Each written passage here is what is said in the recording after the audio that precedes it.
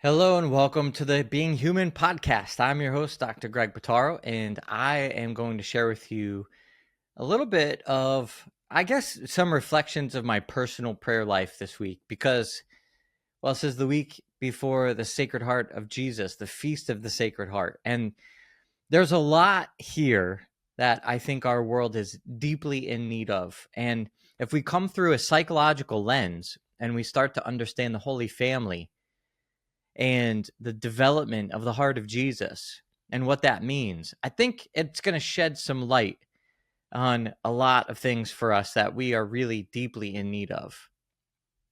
So this is, like I said, very personal. I'm going to share some of the things that have really moved me in my own life over the years and why this feast in particular is so special to me and what it means for us as we think about growing in this world and the things that we're supposed to be focused on and working on. And as Catholics or Christians, as we're trying to figure out how to become a better version of ourselves, even if you're not Christian, a lot of people think we're are trying to work on that in some way, shape, or form, trying to become better versions of ourselves. What does that mean? How can we do that when there's so much that we have to uncover? There's so much that gets in our way.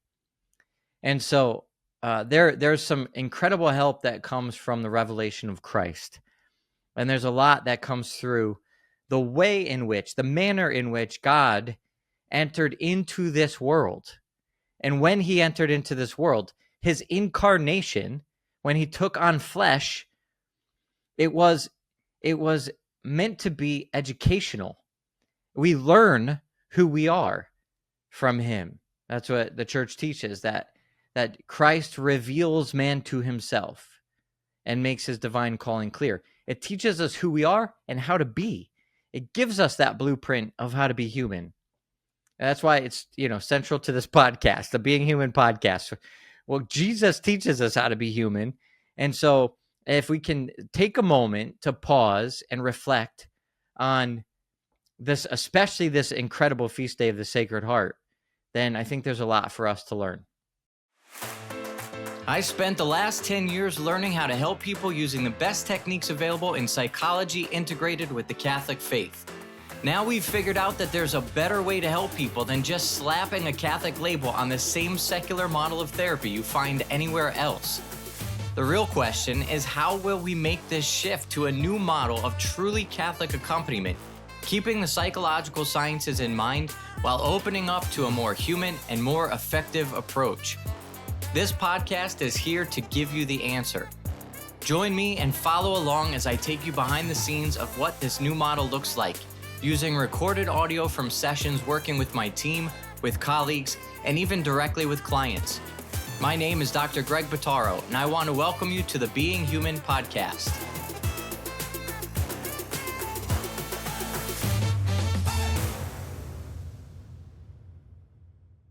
All right, so there's a couple of spiritual writings that I want to share with you. But first, I think if we look at the psychological lens, or through the psychological lens, there's an important developmental piece of psychology here in theory that could be really helpful for us. And a bonus for today's episode is that you can take from this some really good parenting advice.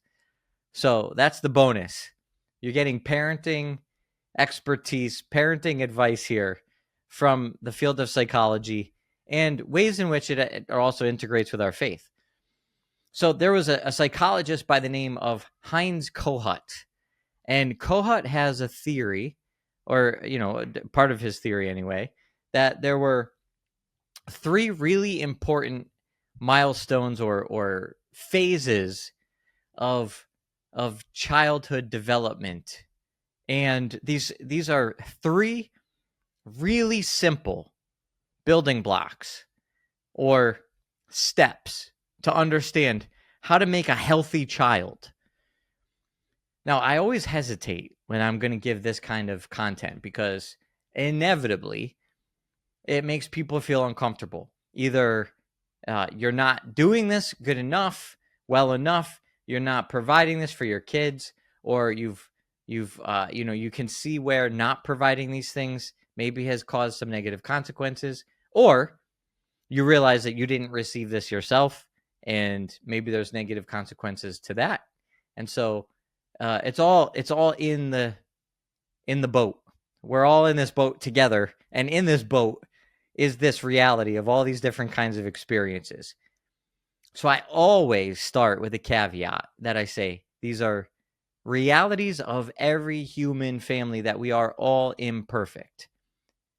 We all suffer from some level of imperfection, unless, of course, you were Jesus raised in the Holy Family. And we're going to get to that. And I usually say that, but we're going to actually unpack that here in a minute. But most of us are not Jesus raised in the Holy Family. And so most of us can relate to some level of imperfection. First of all, as a child of an imperfect family structure, and maybe as a parent in an imperfect family structure. And I put myself front of the line. I've received wounds in these areas, and I'm giving wounds in these areas. I'm inflicting some of these wounds on my own kids, and I know that there are probably going to be reasons why they're going to be going to therapy for some of these things. And so in some ways, one of the gifts I can give my kids is to record all of this, because they can take this to therapy in the future, and they'll be able to at least understand that I know that this is what was happening, for better, for worse. Maybe that makes it worse. I don't know, but I'm trying. We're all trying, hopefully. So here's the three things. It's these three really basic, clear steps to good parenting through this psychological theory lens of Kohut. And so the first step is a sense of validation, attunement, of mirroring that happens through the gaze of mom and dad for the child, the newborn, the baby, when the child is first born.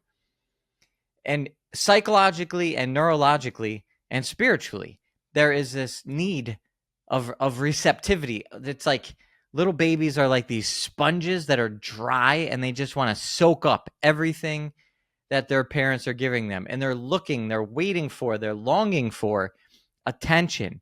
They're longing for the gaze. They're longing for that look from mom and from dad.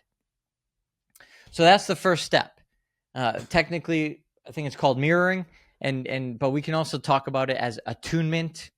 And basically, when you provide that as a parent, you are validating the value and goodness of the being of the child. It's like a little baby it just needs to know I'm worth looking at. And I'm worth holding, and I'm worth being paid attention to. They're not thinking those thoughts at that moment, but they are absorbing the interpersonal dynamic, the relational experience of being held, not just in the physical, in the body, which is part of it, but also in the eyes, through the gaze. So you have this physical, emotional, psychological, spiritual experience of being held in the body and in the spirit. Physical touch, physical body to body is really important. And that's really, even in the hospitals now, they're saying, they've come a long way to know skin to skin contact. As soon as a baby is born, the baby comes up onto mom's chest and wraps in with warmth and skin to skin. There's all sorts of electrical field type things happening there physically, and it's a really cool touch experience that is actually forming the brain and the body of the baby. And so the studies show how important that really is. But when it comes to the eyes and the gaze, there's a whole sort of other set of things happening in the brain. And through those neurological pathways connected to eyesight, there's development happening. And we can also see that it's a personal connection beyond just the body. It's eye to eye. It's like there's a spiritual sense of being held in relationship. Super important. Okay. Number 2, the second phase is idealization. And this is what happens when kids start to see their parents And they now are thinking about who these people are, these magical creatures that brought us into the world and keep everything running around us and keep us safe and provide every need that we have. These gods that are taking care of us and protecting us, or could crush us, or could ignore us. So that second phase of idealization leads to, and it's not just in infancy, also as kids get a little bit older, there's still some of this there. And there's that idea that my parent is so big, is so great. And you hear, sometimes kids on the playground, like, my dad can beat up your dad. It's like there's this idealization of dads. And little boys and girls can think of how magical their moms are, and how they can just sort of wipe away the tears and the wounds with a look or a glance, and those magic band-aids that can do everything from heal broken bones and bloody wounds to mosquito bites and scratches and all those invisible things that kids always seem to come up with. But the magic band-aid that mom has to give is the thing that can cure everything. So that's happening now at that second stage of idealization. And then the third stage is a part of bringing in the child into the life of the adult. And so Kohat talks about this as a twinship, but it's like the dad brings the children up under his wing. Mom brings the children up in her embrace, and you're now part of life with mom, part of life with dad. And I think about how it must have been, and still is in some places, on the farm. You go out, and mom and dad are doing this work. They're waking up so early, and they're going out to milk the cows, or take care of the animals, or take care of the fields, or whatever. And then, once the little kids get old enough, it's like, now you're going out with mom or dad early in the morning, and you're going out to do that work side by side. And, I don't live on a farm, so I don't have that experience, but it's something as simple as when I'm shaving in the morning, and my kids are so fascinated with watching me shave, and they want to be part of the experience. And then sometimes I'll put a little shaving cream on their face, and I'll, with the cover on the razor, let them pull it down and rub the cream off their face. Or sometimes they'll just want to feel my face before or after the shave, and they want to be part of it. They want to mirror it. They want to imitate it. They want to become like dad in some way. And they do the same thing with mom. And so that's the third stage. Now, so these are the three steps that is they're part of normal, healthy human development for every human. And so we can see that, first of all, children need to be seen, attuned to, they need to be validated, and they need to be held in that embrace as that first step. And then second, mom and dad have to be the kind of humans that are worth imitating. That emulation, it's like the idealization of mom and dad. It's like, well, a good mom and dad are thinking about how to be the kind of adult that you want your kids to look up to. And instead of, maybe things that you don't want your kids to end up copying you down the road. And then the third step, after you've thought about how to be the example for your children, is to give them access to your life as you are trying to live out your best life as a mom or dad. And so that third step is also really important. You have to give them access. That's why it's so important for dads to be home. People think that it's moms are running the house and they manage the home and they're the ones that are at home, and then dads go out into the world and they're supposed to be out there. That on a basic level, there's a way to understand that. But if dads are not coming into the home, being really super present often in the home, they're not actually conveying any of what they're doing out in the world to their kids. So there has to be that connection, that deep affinity, that deep affection that draws them in, that keeps them connected. And that's something that that dads have to think about and have to actively build and develop. Okay, so those are the 3 stages. Now, what does this have to do with the Sacred Heart of Jesus? What does this have to do with Mary?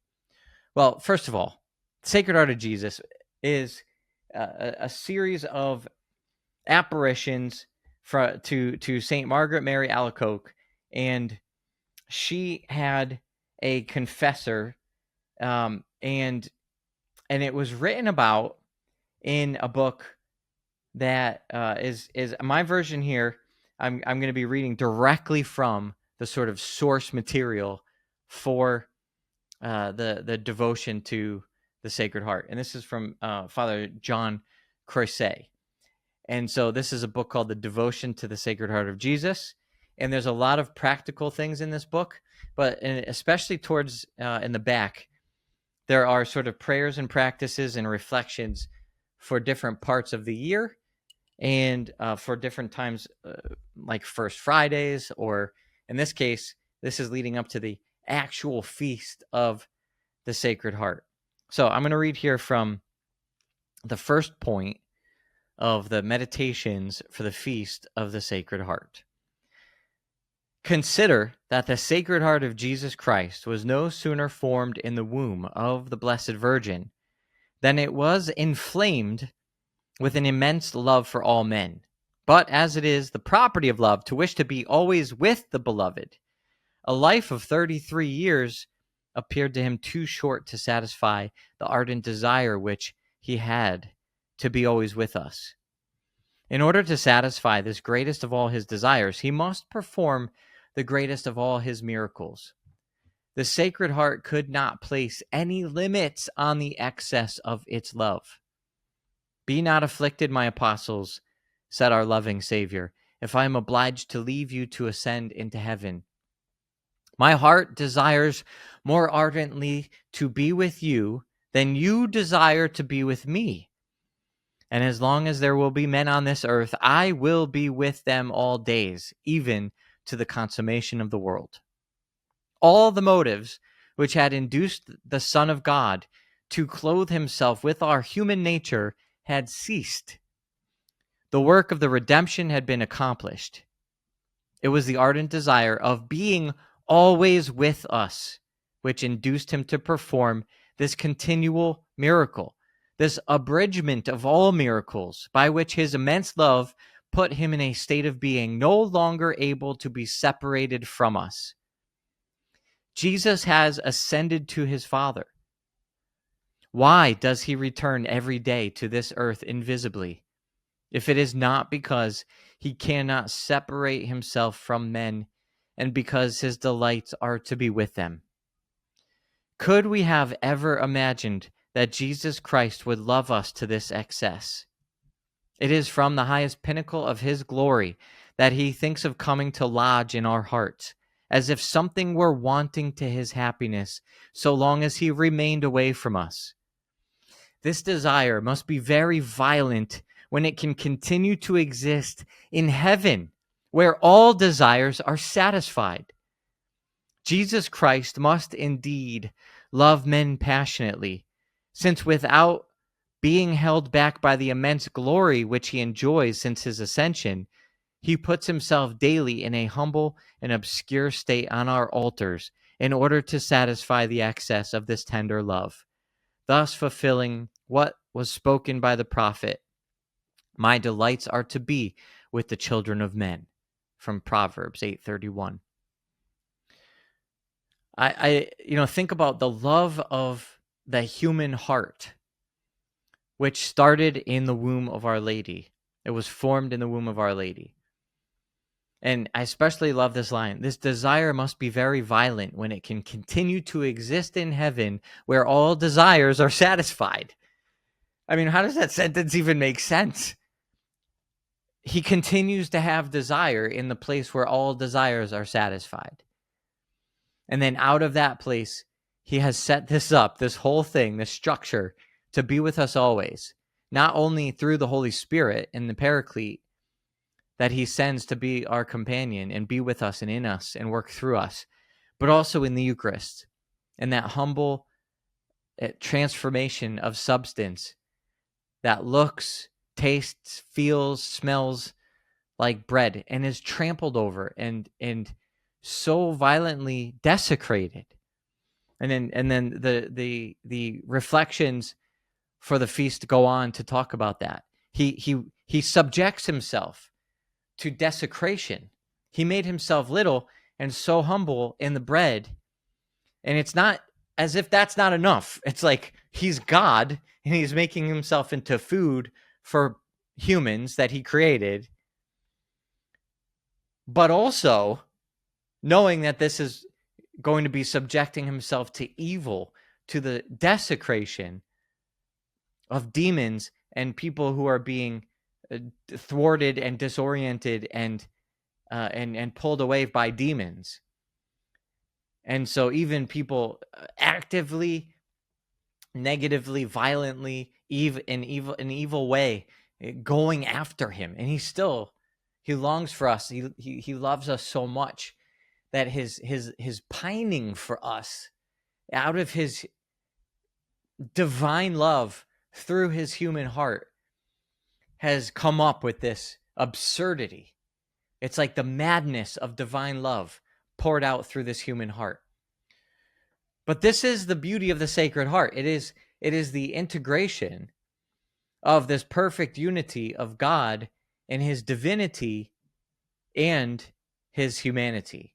So it's this divine person with this human nature, which means a human body, a human heart, human psyche, human love. If you think you've longed for something in your life, you've only scratched the surface.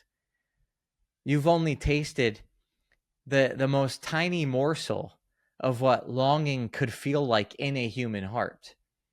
Imagine having no imperfections that disorient and distort our longings, and the source of longing being divinity itself.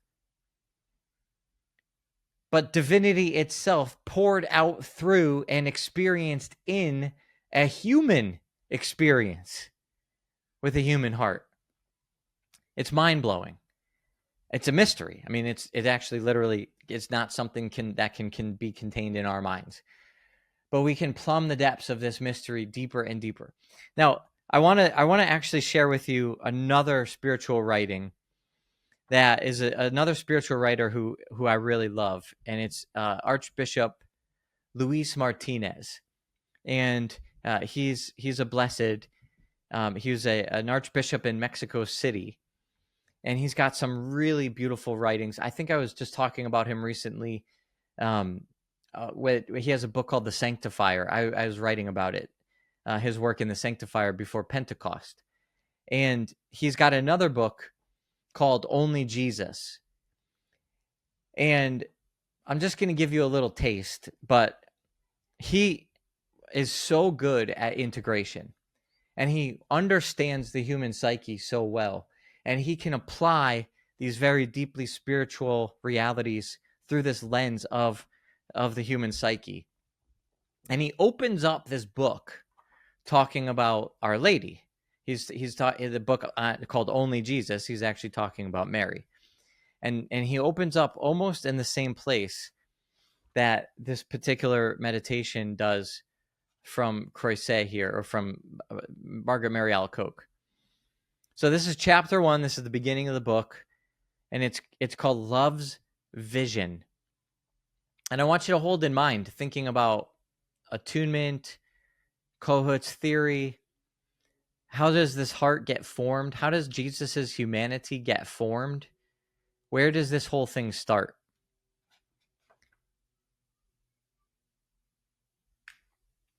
On the manger straw, the celestial babe lay wrapped in the whitest of swaddling clothes. His sweet mother contemplated him in silence. Her heart melted with tenderness, her soul absorbed in profound adoration. Jesus opened his eyes, and from those two divine suns radiated his first look of love. What was that look? What was it like, O Virgin Mary? It met your virginal eyes, captivating your most pure soul. It was for you. For whom else would it have been?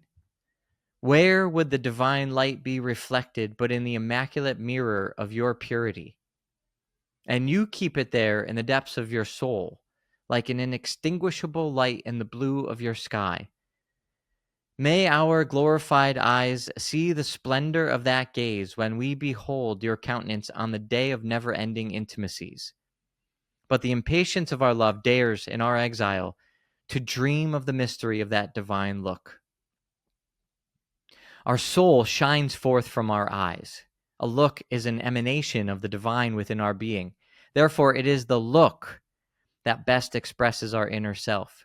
Purity and love, grief and heroism, what the word does not say, what the lips do not sing, and what is too subtle to be contained in the sweetness of a smile, escapes from the soul wrapped in the transparent veil of a look. But out of the eyes of Jesus, not only his soul, but the uncreated light, the Word of God, shone forth. The Father engenders his Son with a single glance, infinite and eternal, and the Word, light of light, is the living reflection of the eternal look of the Father. In the bosom of God, the Father and the Son behold each other, and there springs forth from them, like an infinite flame of love, the Holy Spirit. The mystery of the Trinity is the mystery of an eternal and ineffable contemplation of love. All right, so I'm not going to keep reading this because that will go on for a bit too much here for podcast format, I think. But we can start there as a starting point, and we can see that there's this reciprocal gaze that we're talking about within the Trinity between the Son and the Father. And then in the incarnation, Christ is brought out of the womb and his birth, and then he's beheld by Our Lady, and that reciprocal gaze is then mirrored between Our Lady and Jesus, between creature and creator, who is also creature in this amazing mystery of the incarnation. And we can see that reciprocity of gaze teaches us so much about who we are and how to be. So this is the beginning. That's just the beginning. And then we can go on to reflect on the life of the Holy Family and the ways in which Mary was an exemplar of love and tenderness and self-sacrifice and gift, and how Joseph was an exemplar of love and tenderness and sacrifice and self-gift, and how Christ would have been raised in his human nature, needing to grow in perfection, needing to develop in his humanity. And so that newborn growing into the toddler, having access to seeing the exemplary life of his parents. And then, as we love to think about Joseph as the carpenter, both of his parents taking Jesus under their wing and giving him access to their humanity, to teach him, to form him, to show him how to be human. And we can follow that all the way through his life until the end, when he so loved the world that he gave his life. And yes, it is an emanation of the love of the Father, who so loved the world that he gave his only Son. But we also see an emanation of love of the Son, who so loved the world that he gave up his life for the world. That no greater love has a man than this, to give up his life for his friends. And that is what he learned also, not just from his Father in heaven, that he receives eternally as a divine person in the Trinity, but also what he learned in time and space as the human son of Mary and Joseph. And that's where we can spend our time reflecting on how we get access to the developmental process of growth in holiness through our baptism. We become one with Christ through our baptism. And this is a spiritual, but also psychological developmental process. So if we follow this through all the way to the end here, we can see that that Jesus exemplifies for us what the human heart looks like in perfect formation. And we, who do not have perfect formation, get access to the perfect formation of Christ through our baptism. We can pray with John that we decrease so that he might increase, so that our hearts of stone may be replaced with hearts of flesh. And what is the heart of flesh? It's the heart of the flesh. It's the sacred heart, which is a human heart. And Jesus' human nature is available to us through our baptisms, that we unite to him, that we become more like him, and that we are formed in that place.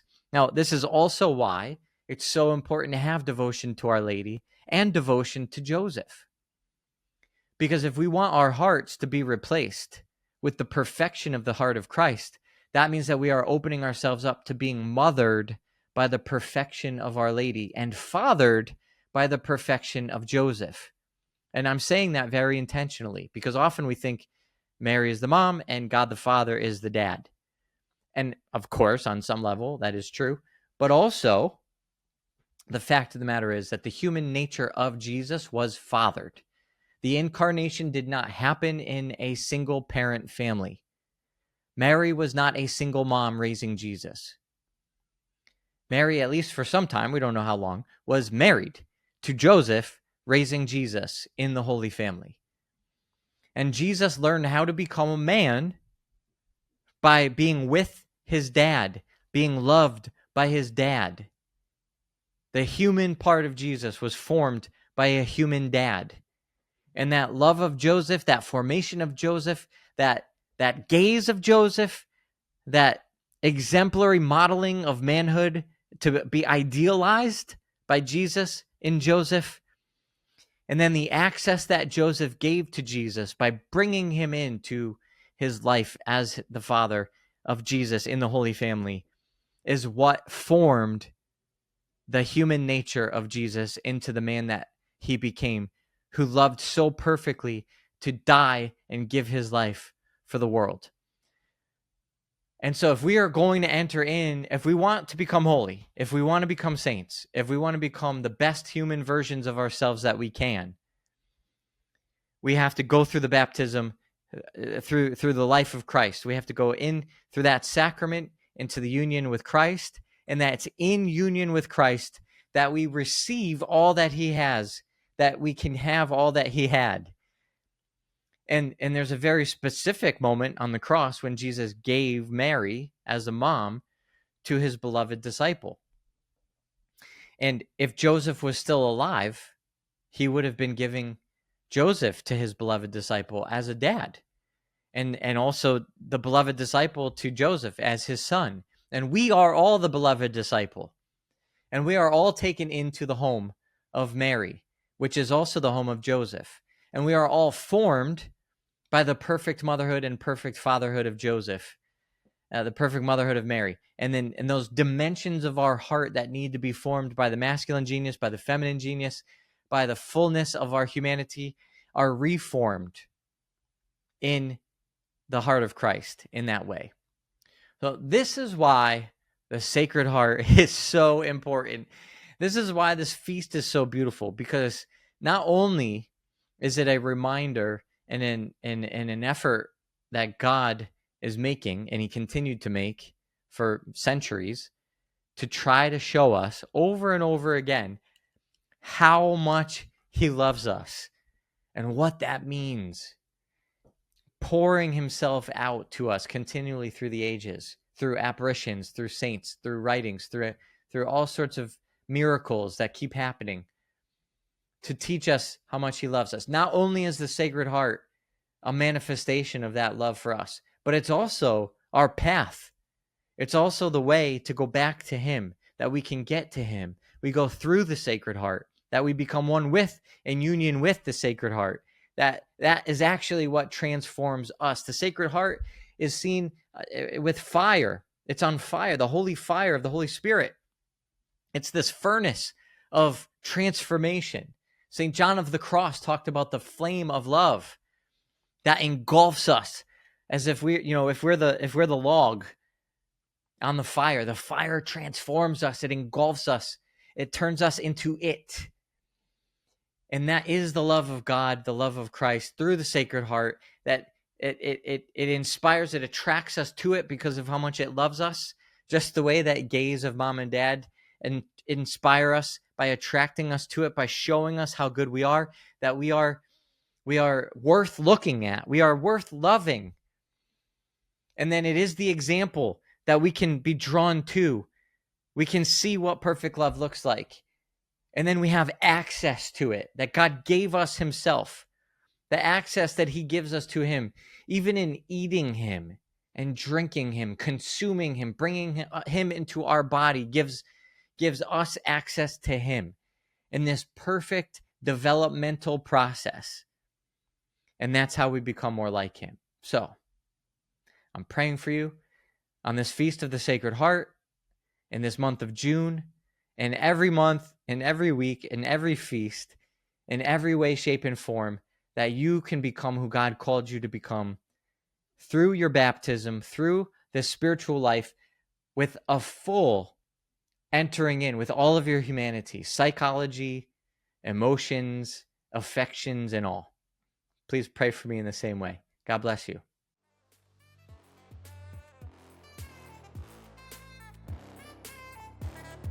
Thanks for listening to the Being Human podcast. If you've enjoyed this episode and want to help us spread the word and hear more, please head over to iTunes, leave us a review, and subscribe, as it really helps us to get our content out to more people. Be sure to listen next time as I take you deeper into what it means to be human. If you want more free content and information about what we do at the Catholic Psych Institute, head on over to CatholicPsych.com. God bless you.